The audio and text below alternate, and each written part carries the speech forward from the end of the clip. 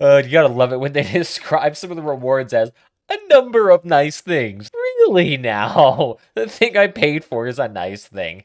Who would have thought?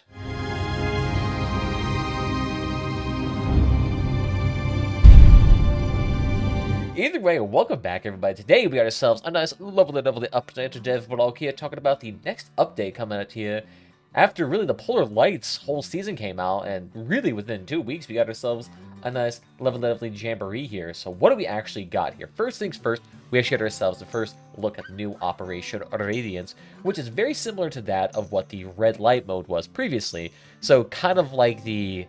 Ooh, really hard to tell. It's kind of like an infected mode, essentially, where you play as a Ravager or play as just regular cars trying to escape this mode, in which you try to get to an endpoint while not getting infected, which in this case usually means dying to the Ravagers. And if you do that, you become a Ravager, and then your goal is to then try to actually go ahead and infect others. Similar to that one mode in Battlefront 2, in which the Ewoks are trying to convert the Stormtroopers to their side. So, very similar to that. But with that nice little mode here, they also get ourselves a brand new map here, which honestly looks very doom and gloom, very industrial, but definitely does remind me a lot of the brand new faction, especially with these new gondolas here, like these super supped up gondolas. Very nice looking map here. Do appreciate how it's nice and open. The previous map was kind of hard to actually navigate through because it had very narrow choke points. And it's kind of weird because some of the cars that you'd have in Crossout are incredibly wide. In fact, actually, this little choke point right here reminds me of that old map from the Red Light. So, is it really actually a new map? Because they describe it as a new map, but that asset right there looks very reminiscent of the Red Light mode. Although, to be fair, I mean, you're going to be doing a fair amount of asset flipping when it comes to any of these modes. Like, this gate right here has been in this game for a while now. Like, if you go on the world map and you do the story quest lines, this exact same gate, or at least the door, appears in that same mode as well.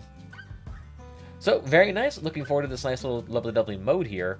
But a nice thing with this as well is that it also comes with its own battle pass system, very similar to what you'd find in this little challenge here, where you have rewards, there's a free tier and a paid tier, and with that you get a variety of paid rewards, currencies, armor parts, CKs, things like that. However, this one being a smaller season doesn't quite have as much. So for this, we only get a new CK, so a singular CK. Doesn't sound like there's going to be multiple unless this is just a typo here. In-game coins, which is pretty standard with pretty much any season, and I imagine this thing is going to cost a minimum of $10 with potentially a premium version coming along as well. There's also going to be a car which parts and blueprints will remain with the owner permanently, which is kind of interesting. Does that mean we get a whole blueprint with associated parts that are all coming with us, like we similarly bought a pack?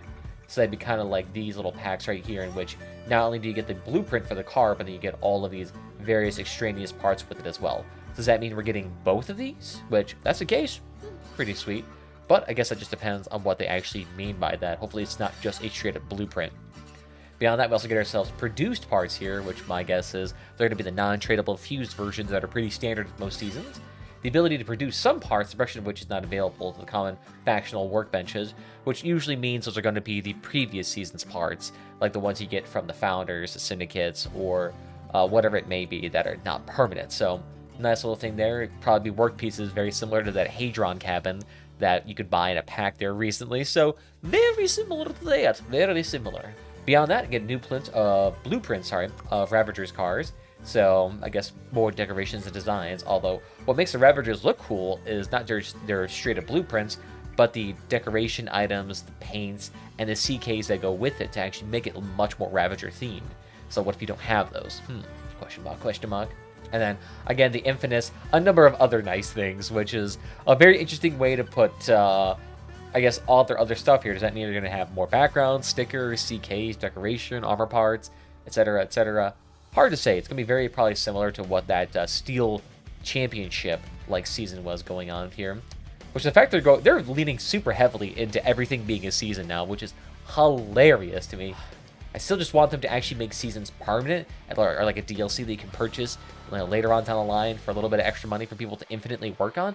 I understand why they couldn't do something like this with this brand new Radiance mode, probably because this Radiant mode is only going to be a temporary thing like most other modes in this game, so they really can't have this be a permanent season.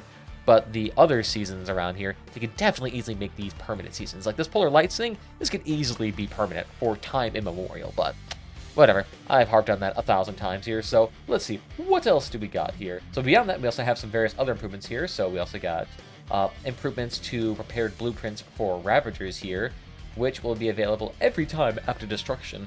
So you have 4 blueprints available to you as time moves up in the scale of rewards. The number will increase as well. So I'm not sure if that means a number of blueprints will increase or the number of rewards you get from playing as a Ravager will increase. Kind of a weird wording, but we'll go with it. We also decided to extend the power score scale of our cars from survivors from 2,000 to 10,000 power score, but will take part of the brawl. Oh, so they mean that basically anyone from 2K to 10K will now be able to participate. The thing is that 2K is really, really weak for these cars. And I can't imagine the Ravager blueprints really scaled down with the lower power scores too. So realistically, you want to get close to that 10K power score as much as humanly possible. But I guess we'll see how that turns out.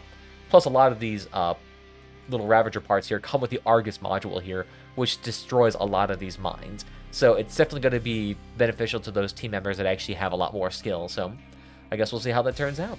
Beyond that, for the Ravager players, a new effect will now accompany you while you are controlling the car, which is kind of interesting because I feel like there already was an effect when you took control of the car where the edge of the screen became sort of like pixelated red, kind of like almost like you're inside the screen or the eyes of a Terminator.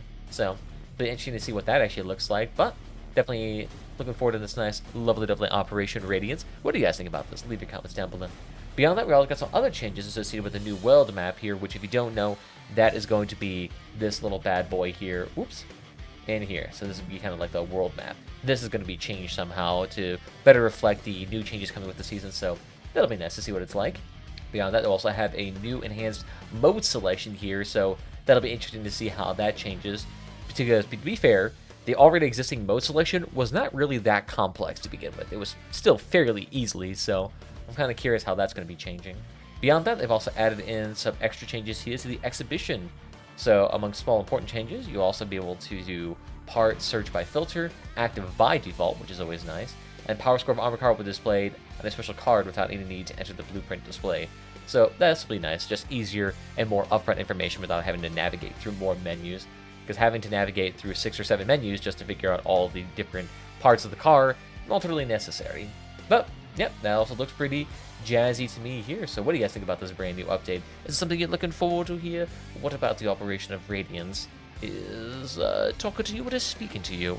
But beyond that, guys, I want to thank you all for joining me this evening, and I'll see you guys next time. Bye-bye.